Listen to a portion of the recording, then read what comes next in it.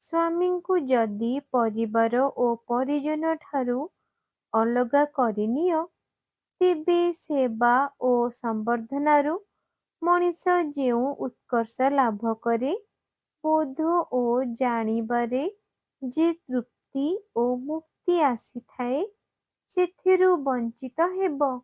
ମହିମା, ଗରିମା ଓ ପ୍ରତିଷ୍ଠା ତୁମଠାରୁ ଦୂରକୁ ଅପସରି ଯିବ। ଉଦ୍ବେଗ, ଅତୃପ୍ତି, ଅବସାଦ ଓ ଅବସନ୍ନତା ତୁମକୁ ଘେରି ପକାଇବ। ତୁମେ କ'ଣ ଏପରି ଭାବରେ ବଞ୍ଚିତ ହେବାକୁ ଚାହଁ? ତୁମେ ତୁମର ସଂସାରରେ କାହାରି ପ୍ରତି କୌଣସି ବିଦ୍ୱେଷ ଭାବ ନେଇ ରୁହ ନାହିଁ।